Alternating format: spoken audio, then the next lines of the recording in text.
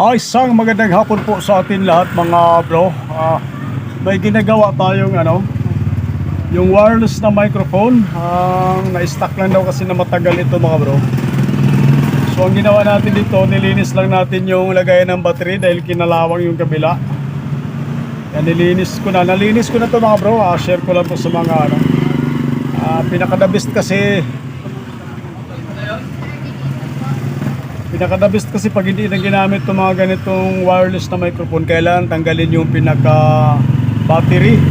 Kasi pag natagalan siya doon, mga 1 month na hindi mo nagamit at na-stuck lang siya doon, pag once na kumatas yun ang cause na magkakaroon siya ng kalawang yung pinaka lagayan ng battery.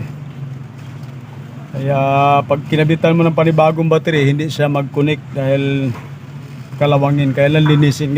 Kaya lang ginawa natin dito mga bro, nilinis na lang natin. Yan, may power na siya ngayon. Hindi na lang kasi ito ayaw mag-power dahil yung lagayan ng battery puro kalawang yung kabila. Kabila okay naman, yung kabila lang na kinalawang. Kaya hindi siya wala na siyang contact. So try natin mga bro. Dito natin testing kasi yung isa nito gumagana daw, ito lang ang ayaw. Dito natin testing sa DD Audio natin na amplifier. So plug in natin to. Saan ba yung saksakan itong atin DD Audio.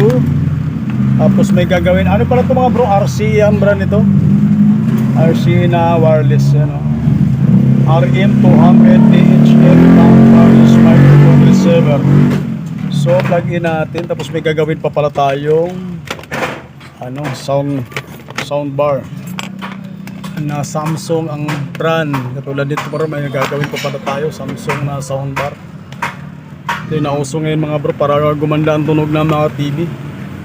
So yan, itong amplifier na to gumagana yung mic nito. So plug in natin. Yan. I-testing muna natin sa ating may wire na para makita nyo rin mga bro na gumagana talaga to.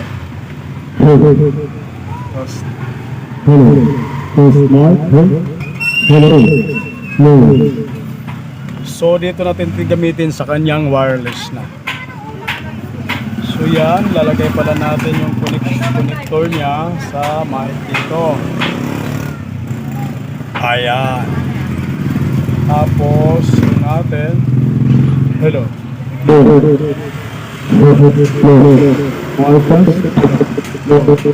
marumi yung lagayan.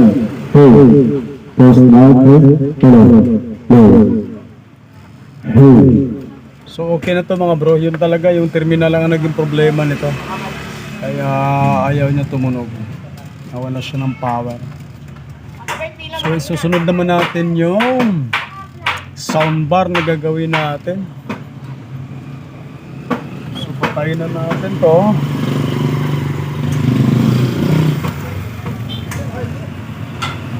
Okay na itong ating microphone. So dito naman tayo sa soundbar na gagawin natin.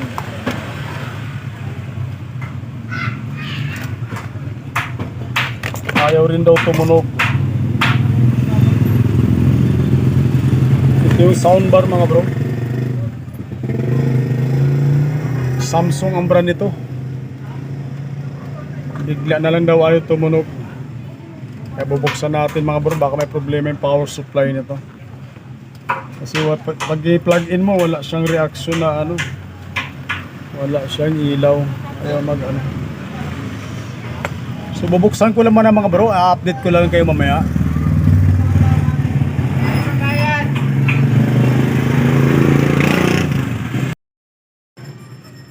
So tuloy natin mga bro. Ito yung Samsung na soundbar. Ito yung model number niya mga bro. Model number code HW-T400XP. Ang ganda ng forma nito mga bro. Ang linis pa, ang linis. Ang linaw pa. Natanggal ko na yung screw niya mga bro. Mamaya papakita ko sa inyo yung loob nito. Kaya pala ayaw tumunog. Ang ganda ng forma, ang linis. Kaya lang nung binuksan ko na mga bro, tinanggal ko ng screw niyan. Malala pa lang tama, pinasok pala siya ng daga. Hindi na mabait na daga yung ganyan. Grabe oh, dinasakir yung mga wire lahat mga bro. Kaya pala hindi na siya tumunog. Sayang, ang ganda pa naman ng soundbar na ito. Problema, napasok. So saan ba siya dumaan? Ayun, may butas pala rito. Sigurado dito dumaan yan. Ay, pumasok siya rito, tagos siya dito kasi walang harang, walang screen. Ano, soundbar? Oh, diyan pumasok yung daga at inubos yung mga wire. So sa ganitong forma medyo mahirap na gawin ito dahil pati yung mga ribbon wire kailangan palitan dahil ningat-ngat lahat. Oh, makikita nyo mga bro, talagang inubos yung mga wire.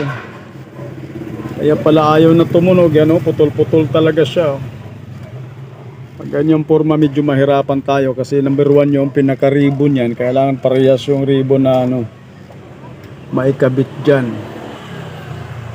So ipapaalam muna natin sa may-ari ito mga bro, papakita mo natin sa kanya ganito kalagayan. Sayang oh, dapat pala yung butas na yan lagyan ng screen para hindi pasukin ng daga. Wala kasing screen na kalabi oh, tagusan siya oh, malaki kasi siya talaga yung daga dyan. So yun talaga ang pinakaano niya. Sayang to, maganda pa naman to, medyo may kamahalan dito sa soundbar na to. Papaalam muna natin sa may-ari ito mga bro, medyo matindi ang kanyang kalagayan. Dirakrakan ng daga. Inubo siya talaga. So wala, hindi natin muna maano to, papaalam muna natin sa may-ari. Tingnan natin kung may mabili to ng mga ribbon wire na katulad nito. Fix na to ribbon nyo ha. Tapos dito sa kabila ribbon din dito. So kailangan may mabili kang ribbon na kaparehas nito. Pag may mabiling ribbon yan, ayun, ito palang karugtong niya. Talagang durog na durog. So kailangan mapalitan ng ribbon wire muna yan. So ipapala muna natin sa may-ari mga bro. So hanggang dito na lang muna yung video natin. At least natapos na natin yung microphone na RCE. So maraming salamat sa inyong panonood at suporta sa aking munting channel mga bro. Magandang hapon po sa ating lahat.